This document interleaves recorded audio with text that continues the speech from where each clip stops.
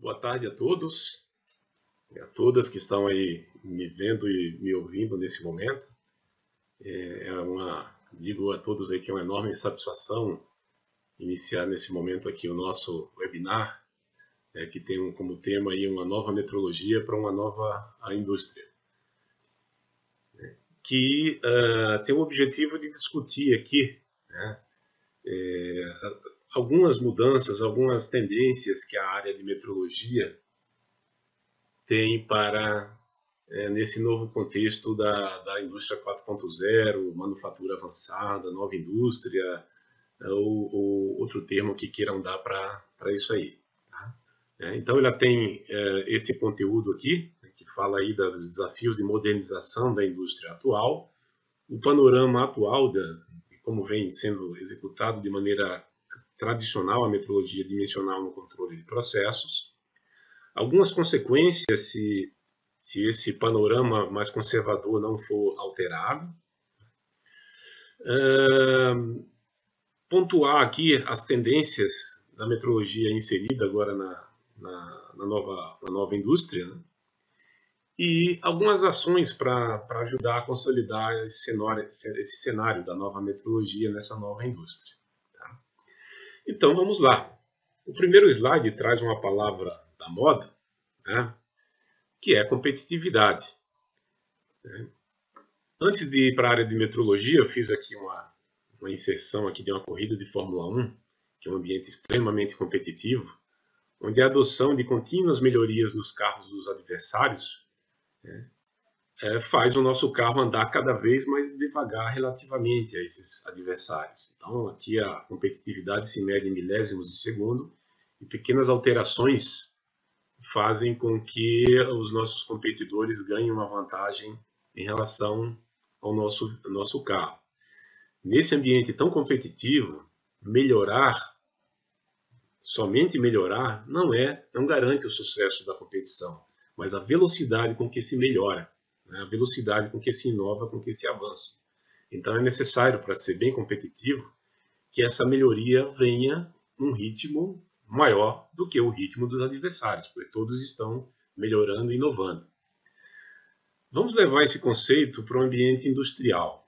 Na indústria, a adoção de contínuas melhorias nas indústrias concorrentes faz a nossa parecer cada vez menos produtiva. Não é que ela está produzindo menos ou sendo menos produtiva, mas essa comparação com os concorrentes, por vezes, nos deixa em desvantagem. Se a gente entrar no site de busca, digitar Indústria Brasileira Competitividade, vai ser muito frequente notícias como essa, né, em que a produtividade da indústria patina, o crescimento da produtividade perde força e por aí vai.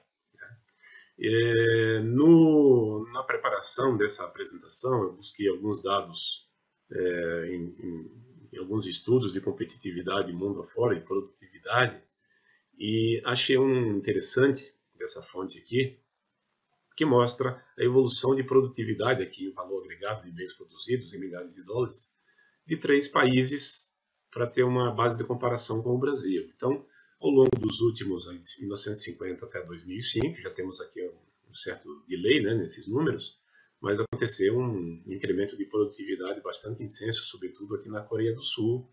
O Chile aumentou 5 vezes, Estados Unidos 3 vezes, e o Brasil, nesse cenário, ele está assim, até essa data de 2005 aqui.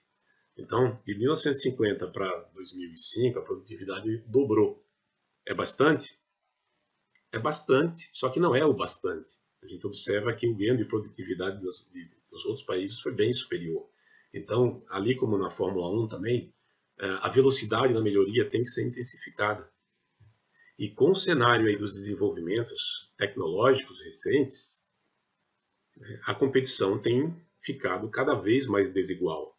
A diferença entre o moderno e o defasado tem ficado e tende a ficar cada vez mais desigual e insustentável. Daqui a 10 anos, a diferença entre o moderno e o defasado pode resultar em um ganho por WO, né? Onde o defasado nem vai estar no cenário para competir. Então, antes, o cenário era modernizar para crescer. Esse era um lema.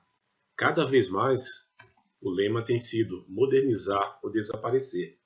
Então aqui a gente tem um cenário cada vez mais polarizado na indústria mundial. E se a gente quer evitar o WO e quer reverter esse jogo aqui, temos que ser mais produtivos. E aí há uma lista bastante extensa de itens macroeconômicos, microeconômicos responsáveis por isso, né? Não é a minha especialidade. E eu procurei pensar, né, dentro da minha área de atuação, no que a gente pode contribuir para mudar esse jogo, para reverter essas tendências aqui. Então, na indústria mecânica, a produtividade é impactada, dentre outros fatores, pela velocidade com que se consegue produzir peças dentro das tolerâncias especificadas nos projetos de engenharia. Nós temos aqui um cliente ávido por consumir um produto, tem necessidades e expectativas. Muitas dessas necessidades e expectativas precisam ser traduzidas tecnicamente, que vão gerar uma série de informações técnicas, dentre elas uma que impacta bastante no atendimento dessas necessidades e expectativas, que é a geometria, a precisão geométrica dos componentes que vão compor esse produto aqui. Isso resulta, então, num trabalho de especificação geométrica, né? Aí o GDT como linguagem para isso, como método para isso, e isso vai ser o roteiro para que se faça uma construção geométrica ajudada pelo controle geométrico, né? De tal maneira que se esse componente aqui sair dentro dessas especificações, eu tenho uma boa segurança que isso vai estar contribuindo para o atendimento e satisfação do meu cliente, que é quem paga tudo isso, né? Então, nesse cenário, para que a produtividade não seja prejudicada, pressa e precisão, que são historicamente inimigas, precisam estabelecer um acordo de paz, né? A gente tem que garantir um bom nível de precisão, mas que isso tem que andar numa velocidade mais alta, né? Então, por sua vez, essa velocidade, ou a velocidade que a indústria produz peça dentro dessas tolerâncias, depende da correta definição dos requisitos geométricos e dos meios para atendê-los. Então, nós temos aqui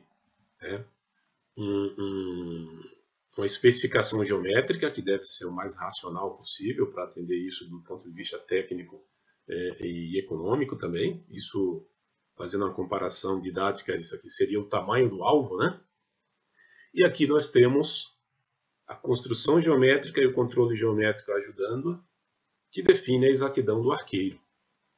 Então, quanto maior o tamanho do alvo comparativamente à exatidão do arqueiro, muito mais facilmente essas peças serão produzidas dentro das tolerâncias e também muito mais rapidamente impactando aqui na produtividade. Então, existe o ditado que tempo é dinheiro, pois metrologia ajuda a economizar tempo e ajuda a economizar recursos. E isso não é de hoje. Tem um slide aqui que eu gosto de mostrar nas minhas aulas e apresentações, de 1900, ou seja, um tempinho atrás, início da indústria 2.0, quando surgiu aí a produção de peças intercambiáveis como um requisito para a produção seriada. Então, a intercambiabilidade significa capacidade de produção de peças dentro das especificações geométricas definidas, de modo que possam ser montadas sem que haja nenhum ajuste não previsto. Nada de martelada, lima ou ajustes que não sejam previstos. Pois em 1907, uma montadora americana, a Cadillac, foi a primeira empresa, a primeira montadora a usar blocos padrão, a introduzir uma metrologia mais afinada na produção dos seus veículos. Em 1908, a Cadillac impressionou o mundo no concurso de inovações que acontecia na Inglaterra, levando 3 veículos, desmontando completamente esses 3 veículos, misturando as suas peças e remontando esses veículos com peça um do outro. Eles conseguiram fazer essa proeza e os veículos não só montaram, como funcionaram, e percorreram 500 milhas no autódromo, diante de um público aí, impressionado com esse nível de precisão mecânica nas peças do veículo. Então, a metrologia sempre ajudou e sempre tem o potencial de ajudar bastante o atendimento de requisitos geométricos que levem uma produção e montagem no menor tempo possível. Vamos agora, saindo de 1900, chegar aos dias atuais para analisar um cenário atual. Mas vamos ser bem otimistas nesse cenário atual aqui. Vamos considerar um bom cenário. Vamos pensar numa empresa onde os requisitos de precisão do produto foram bem analisados e definidos. Não houve chute de tolerância, né? As tolerâncias traduzem de modo realista esses requisitos. Foi feita uma boa análise para a definição dessas tolerâncias. Depois os desenhos foram formalizados, essas tolerâncias foram formalizadas no desenho de maneira bem clara, sem erros, atendendo às normas de GDT, seja ISO, seja ASME, sem erros de especificação e escrita. Com base nisso, são estabelecidos planos de controle focados naquilo que realmente importa, aquilo que não é crítico, que não é relevante, não, os planos de controle não focam. E, uma vez diante desses planos de controle muito bem definidos, os processos de medição empregam bons meios de medição, bons métodos de trabalho e operadores bem treinados. Então, nós temos aqui um cenário que é potencialmente muito bem estruturado, né? Um cenário otimista, como eu havia comentado no início do slide. Muito bem, pois mesmo nesse bom cenário, a gente observa aqui no Brasil, principalmente, medições que são realizadas no processo, aqui medições inline, mas que usam sistemas, instrumentação manual, sem conexão de dados, por exemplo. Ou as medições mais detalhadas, de maior exatidão, né, como a medição tridimensional, sendo realizada afastada da produção, medição offline, que incorre aí na necessidade de movimentação de materiais, de maiores tempos de preparação e que incorre também numa certa demora entre ter um diagnóstico do que está acontecendo nesse momento aqui com a produção. Então nós temos aqui medições detalhadas, afastadas, desconectadas do processo, medições com pouca ou nenhuma integração de dados e pouca utilização dos dados medidos. Às vezes os dados só estão utilizados para dizer está bom, está ruim, corrige um centésimo para mais ou para menos, quando se poderia ter uma utilização muito mais racional e eficiente desses dados aí, muito mais rica. Isso tem consequências. Então, nós temos consequências operacionais que impactam em produtividade, como maior movimentação de materiais, maiores tempos envolvidos nas medições, atrasam os diagnósticos e ações corretivas no processo de produção, os dados ficam dispersos pela fábrica, sem uma reunião, sem uma análise sistêmica a respeito dos processos, que acabam ficando invisíveis e acontecendo um desconhecimento do real comportamento desses processos. E, para fazer uma comparação aqui com um cenário assim, se a gente tenta controlar um processo sem acompanhar o que está acontecendo em tempo real, né, é mais ou menos como a gente tentar dirigir um veículo, né, olhando aí pelo retrovisor desse veículo com o vidro completamente vedado, completamente tampado. Fazendo uma outra comparação agora, mais contextualizada nos dias de desafiadores que a gente está passando aqui. Imagina que você está com febre, você liga para o seu médico e ele pede para você ir lá até o consultório dele para medir a temperatura e o resultado vai sair em 4 horas. Talvez em 4 horas vocês nem tenha mais febre, por exemplo, além de ter que fazer todo esse deslocamento, né? Então as medições têm que se aproximar dos processos, as medições têm que observar os processos em tempo real. Bom?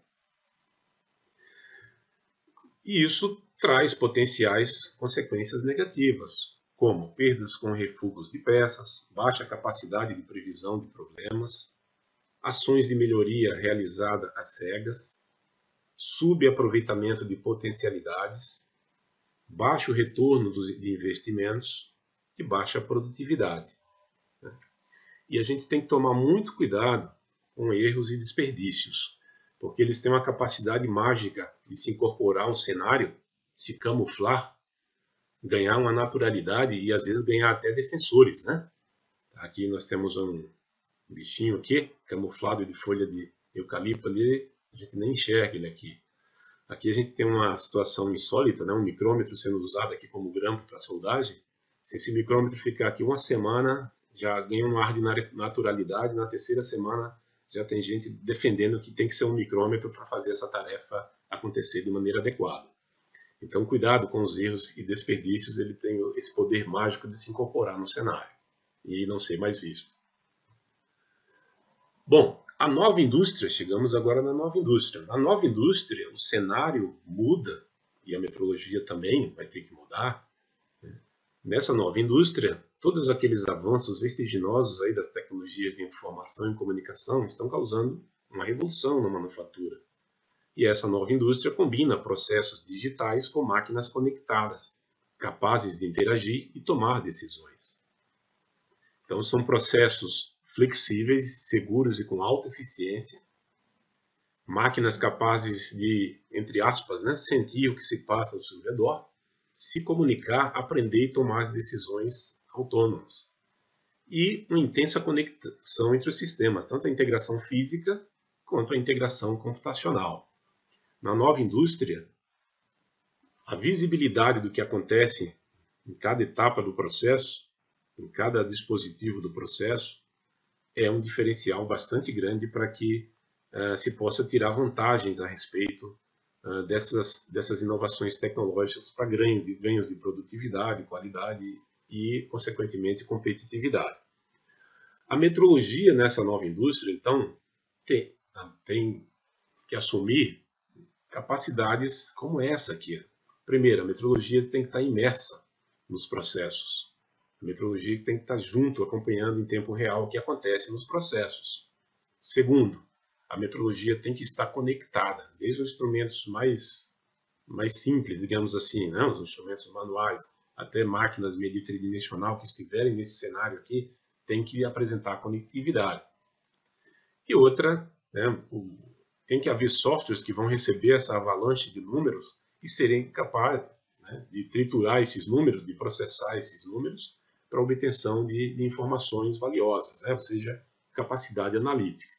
Então, vamos começar aqui pela imersão. A integração dos sistemas automáticos no chão de fábrica é uma realidade.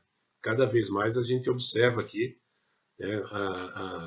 tendências de aproximar a metrologia, mesmo a mais sofisticada, a mais automática, no processo produtivo, no chão de fábrica mesmo. Isso traz vantagens que a gente já comentou. Obviamente, isso traz desafios também, porque o chão de fábrica não é um ambiente tão bem controlado como um laboratório de metrologia, uma sala de medidas climatizada. Então, há desafios que precisam ser bem gerenciados e, de certa forma, a tecnologia vem de maneira eficiente criando soluções para lidar com esses desafios aqui. Um exemplo, que é um exemplo da minha área em particular, que é na área de medição tridimensional, modernamente tem sido lançados aí modelos de máquinas com esse objetivo de serem integráveis em linhas de produção em chão de fábrica. Não são máquinas de design, não é novidade esse design aqui antigo, são máquinas cantilever e coluna fixa, mas tem vantagens bem interessantes e receberam inovações para trabalhar em chão de fábrica. Então são equipamentos de medição que têm uma acessibilidade muito grande para colocação e retirada de peças. Quase toda a área da máquina é uma área útil, digamos assim, então ele ocupa pouco espaço em relação ao volume de medição dela. Não tem parte móvel dessa máquina situada em altura baixa, toda a parte móvel é superior. O design desses equipamentos tem sofrido alterações com o objetivo de torná-los mais robustos. Exemplos, os mancais e as escalas de medição são exemplos de alterações em relação a máquinas de laboratório, e ela tem um erro máximo volumétrico especificado, de acordo com a norma ISO 10360, parte 2, em faixas de temperaturas mais amplas. Então, esse equipamento, especificamente, da Mitutoyo, ela tem uma especificação de erro volumétrico para 18 a 22 graus, que é o clássico das máquinas de medir. Existe uma especificação para uma faixa de temperatura mais aberta, mais ampla, e outra para uma faixa de temperatura mais ampla ainda. Então, já trazendo uma previsibilidade para o usuário a respeito do nível de exatidão do equipamento em diferentes situações térmicas. Com equipamentos dessa natureza, que incorporam sensores nas escalas, na estrutura da máquina e também na peça, é possível fazer uma correção do efeito de temperatura medindo em modo absoluto. Então, as temperaturas das escalas e os materiais das escalas são medidos e conhecidos do software. A máquina faz a medição, o erro é calculado e ele é compensado do resultado da medição, trazendo a indicação, o resultado final, para referência de 20 graus. E com isso, potencialmente compensando erros causados pela temperatura ambiente, considerando aí o erro, o calor residual da peça devido ao processo, assumindo com isso, desde que a temperatura da peça seja homogênea. E isso traz o resultado para uma conformidade com a ISO 1, que define o 20 graus como temperatura padrão de referência para medições de comprimento. Com equipamentos de chão de fábrica tridimensional, dá para fazer também uma medição de maneira diferencial. Medição diferencial, nós temos aqui uma peça calibrada e com dimensões conhecidas, calibrada a 20 graus, com a máxima exatidão que seja viável. A máquina mede essa grandeza conhecida, depois ela mede a peça que se quer dimensionar, e a diferença do resultado da peça calibrada para o seu valor de referência é usado como uma compensação do erro da medição da peça que se quer determinar. Com isso, se compensa erros causados pela temperatura ambiente, compensa erros de medição da própria máquina de medir, considerando que a peça e a máquina estão na mesma temperatura, também trazendo o resultado para a conformidade com a ISO 1. Então, é possível, mediante equipamentos apropriados e técnicas apropriadas, medir em situações com variação de temperatura mais aberta do que as encontradas em salas de medidas, com certos cuidados como comentados aqui. Nós fizemos há um tempo atrás uma avaliação. Nós pegamos uma peça de alumínio, um cabeçote de motor, medimos esse cabeçote de motor a 20 graus, depois pegamos esse cabeçote de motor, colocamos numa geladeira, deixamos ele a 12 graus e trouxemos para uma máquina de medir com sensoriamento. A máquina estava a 21 graus e programamos essa máquina de medir para fazer uma medição por minuto de largura, comprimento e altura durante um bom tempo, ou a cada 5 minutos, até que a temperatura da peça equalizasse com a temperatura da sala. Então aqui vermelho é a temperatura da peça, no início estava em 12 graus, foi sendo medida e foi esquentando até chegar nos 21 graus a sala. E esse tracejado azul, verde e vermelho aqui são as 3 dimensões que foram calibradas a 20 graus. Então observa-se aqui uma variação aí de 3 micrômetros ao longo do 12 até o 21 graus, em função da compensação de temperatura estar ativa. Fizemos o caminho inverso. Levamos esse mesmo cabeçote para uma estufa, deixamos ele a 32 graus, trouxemos para a máquina de medir, fizemos uma medição a cada 5 minutos, até que a temperatura, inicialmente em 32 graus, equalizasse com a da sala de medidas a 20 graus. E a variação foi aí em torno de 1 micrômetro entre os resultados medidos em diferentes temperaturas, porque, como apresentado no slide anterior, os resultados foram sendo corrigidos a partir do conhecimento da temperatura da peça e a temperatura das escalas da máquina. Então, para efeito de comparação, aconteceu uma variação de 3 micrômetros na largura, de 5 micrômetros no comprimento e de 4 micrômetros numa distância de altura. Caso a compensação térmica não fosse utilizada, essas variações seriam dessa magnitude aqui. 77 na largura, 183 micrômetros no comprimento e 156 numa distância entre furos. Então houve uma redução bastante importante, pelo fato de se utilizar meios e tecnologias adequadas para conviver com medições em temperaturas mais altas ou mais baixas do que 20 graus. Isso está publicado no artigo, quem tiver interesse está disponível.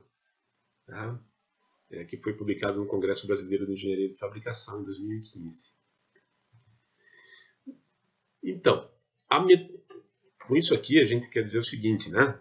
A tendência aponta para que a nova metrologia esteja junto dos processos. Mas aí alguém pode já dizer o seguinte: na minha fábrica, todos os sistemas de medição sempre estiveram nos processos. Eu sempre utilizei o micrômetro no processo, o paquímetro, o medidor de altura, o paquímetro, o relógio comparador. Ops, aqui o nosso micrômetro está até demais imerso no processo, né? Mas existe agora um novo requisito na nova indústria, que não é somente imersão, é a tal da conectividade. Da mesma maneira que o nosso celular é conectado, que os relógios logo vão estar todos conectados e muitas coisas, né? A gente está aqui na era da internet das coisas, onde os dispositivos cada vez mais têm conectividade. Na indústria, as máquinas e a metrologia estarão conectadas. Então, aqui nós temos dois cenários, da esquerda e da direita, pequena diferença, mas pequeno detalhe, mas uma enorme diferença. Então, informação represada é igual a falta de informação. Os dados não devem ficar dispersos pela fábrica. A conectividade gera muitas vantagens, já a gente vai falar sobre elas. E a exatidão dos processos produtivos tem que estar visível. Aqui é um medidor de altura, onde a medição é desconectada. E aqui é um medidor de altura que tem um dispositivo que faz uma conexão, né, jogando essa informação para o mundo, né, para as nuvens, para onde se queira acessar. Então, a nova metrologia é conectada. Sistemas de medição com conectividade, mesmo com fio ou sem fio, né, diferentes protocolos de comunicação, Bluetooth, Zigbee, etc., permitem enviar os resultados para servidores remotos. Então, os dados são coletados de maneira segura, com transcrição segura, sem erro de anotação de ninguém. A informação pode ser acessada em qualquer tempo e lugar. Os processamentos dos dados podem alertar sobre possíveis problemas na produção. Os processos tornam-se transparentes para analistas, gestores e clientes.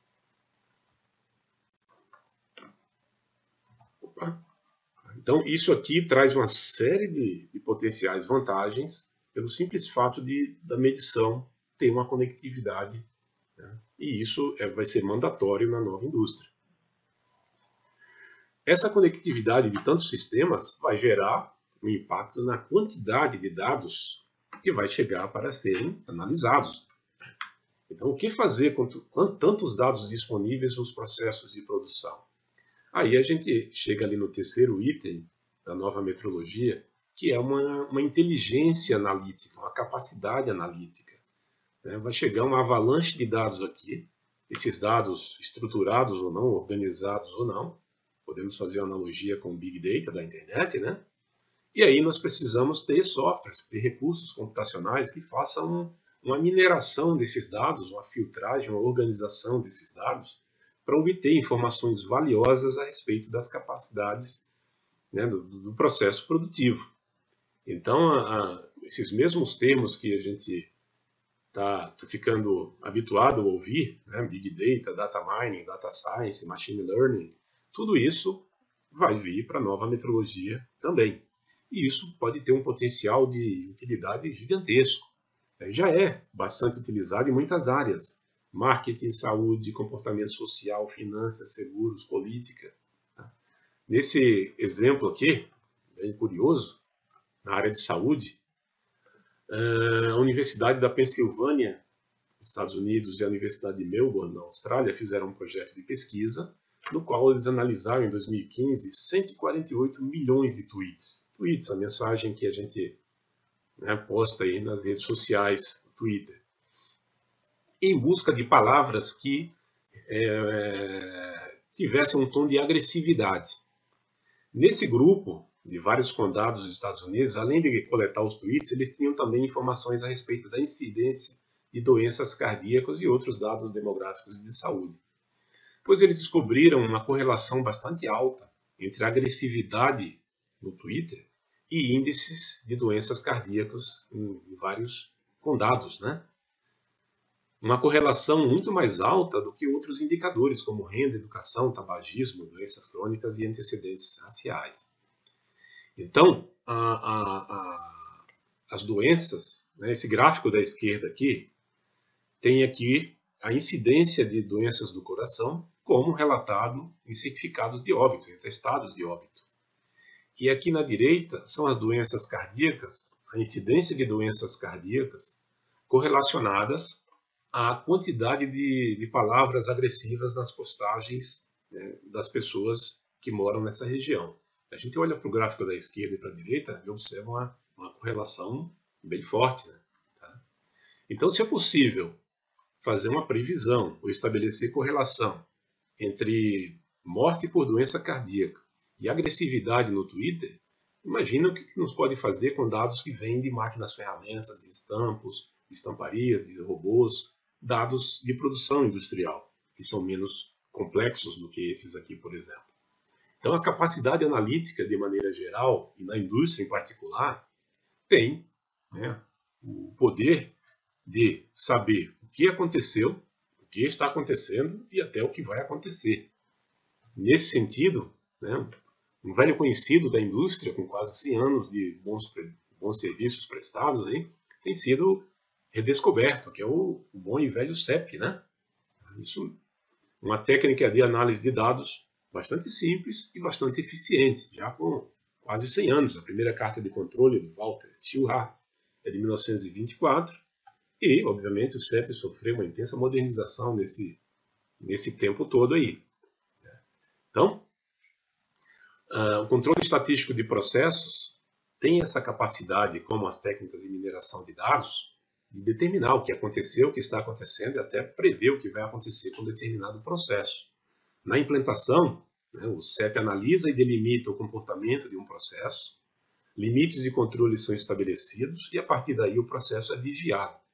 Não conformidades são identificadas em tempo real, análise de tendência permitem prever não conformidades e esses limites de controle não são estáticos, são redefinidos a cada melhoria que o processo vai sofrendo ao longo do tempo, né?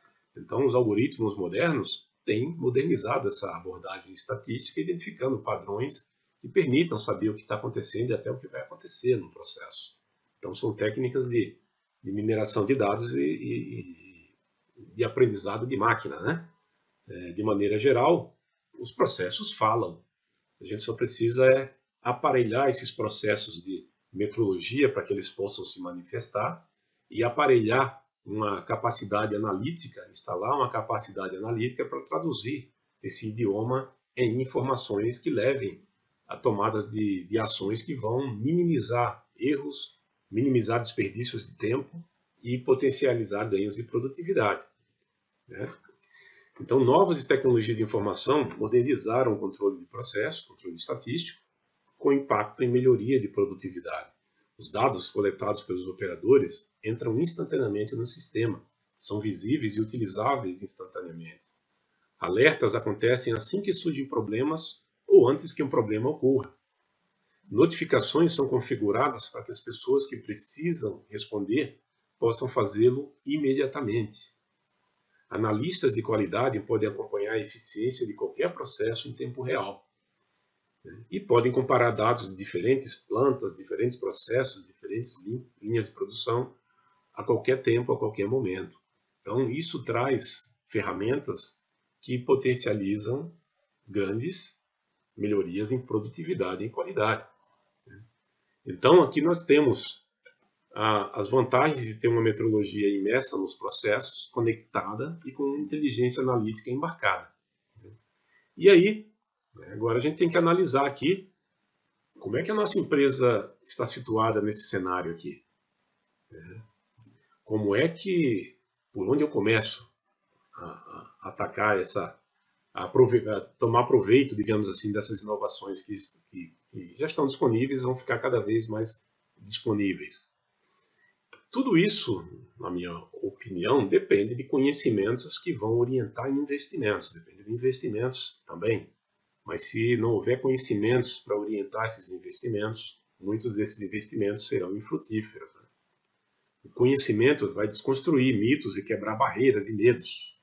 O conhecimento vai orientar as prioridades de investimento, analisar os processos de controle identificar deficiências metrológicas e operacionais, priorizar a implementação pelos casos mais críticos, né? O conhecimento vai minimizar a probabilidade de erro, né? Muito cuidado com decisões erradas, principalmente é muito fácil tomar uma decisão agindo sozinho, então é muito importante conversar, estabelecer grupos de trabalho, conversar com pessoas fora do contexto, né? Eles trazem uma visão sem aquelas camuflagens que certas perdas inserem numa produção, conversar com fabricantes de sistemas de medição, né? Então eles têm uma visão do que acontece no Brasil, no seu concorrente, no mundo inteiro. É muito importante a gente se armar de conhecimentos, né, para que estabelecer investimentos com recursos que não são fáceis, são recursos escassos, né? Todo recurso é escasso, tem que ser usado da maneira mais eficiente possível para a melhoria de nossa produtividade. Mas na indústria 4.0, a nova indústria, a metrologia que vai se agregar no cenário de produção terá essa face aqui, imersão, conectividade e capacidade analítica. Então, tem que ser feita aí uma análise muito bem feita, um esforço no sentido de priorizar esses aspectos nas novas implementações, nas novas instalações que serão objeto aí da modernização de parques fabris, né? A gente não pode, não obstante aqui isso que é importante, descuidar de aspectos que são fundamentais. Vocês lembram lá no item 2 que eu comentei que a gente ia fazer um cenário, uma análise de cenário técnico fundamentado num bom cenário, até otimista, né? Então, atenção também a esses temas. Será que os requisitos de precisão do produto, do componente que eu fabrico, foram bem analisados e definidos? Será que essas tolerâncias traduzem de maneira realista esses requisitos? Será que o desenho não traz erros de cotação aqui que podem potencialmente causar desperdícios, né? Erros? Os planos de controle que eu uso na minha metrologia, será que de fato eles medem aquilo que é realmente importante, não mede de mais, nem mede de menos, nem mede o que não deve, deixa de fora o que realmente importa?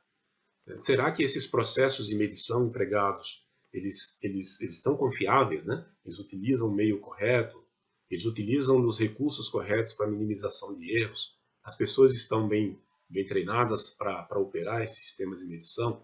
Então, toda inovação é importante, mas aqui é um alicerce que tem que estar firme para que aquelas inovações surtam um efeito bem sólido na melhoria de qualidade e produtividade. Tá?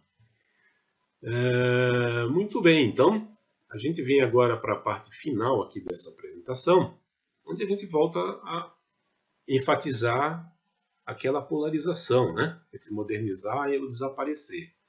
A indústria de qualquer lugar do mundo não terá futuro se seguir empregando métodos do passado. Então, cada vez mais com as inovações tecnológicas, a diferença do moderno para o antigo vai se acentuar tanto que a sobrevivência, né, do mais defasado vai ficar bastante difícil. Eu trago aqui uma frase famosa do primeiro-ministro inglês Winston Churchill durante a Segunda Guerra Mundial, que é aplicável em vários cenários e nesse também. A era da procrastinação, das meias medidas, dos expedientes que acalmam e confundem. A era do adiamento está chegando ao fim. No seu lugar, estamos entrando na era das consequências. Então, temos que ser mais produtivos. E essa melhoria não pode esperar muito tempo, nem pode ser feita de maneira muito lenta. Então, tem que ser uma melhoria em movimento.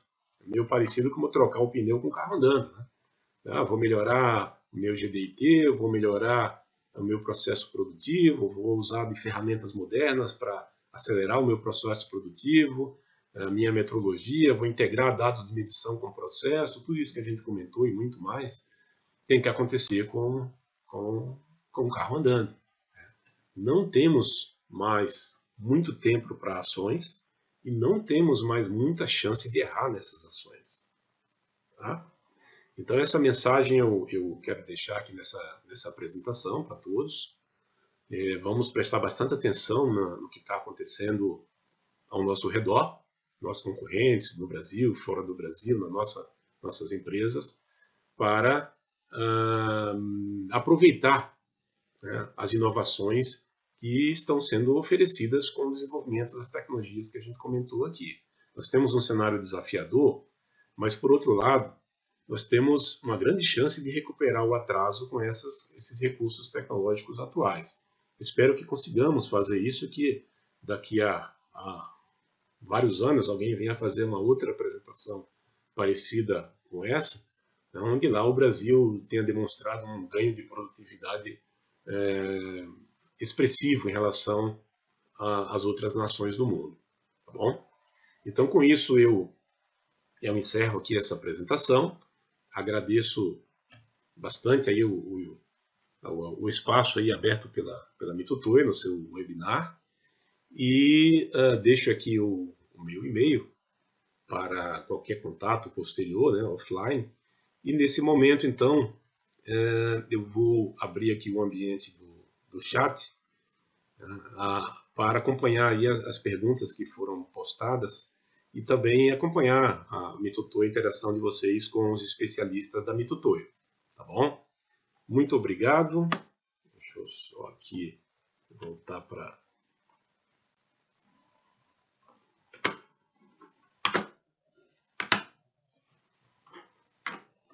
Aí. Agora sim. Muito obrigado a todos pela atenção. Espero que nessa apresentação a gente tenha comentado, né, sobre temas que tragam informações novas, informações úteis, né, e que tenham algum poder de despertar uma inquietação em todos, né, nesse caminho, né, para a melhoria de qualidade e de produtividade da nossa indústria. Bom, então com isso eu finalizo essa parte aqui do nosso webinar. Obrigado a todos.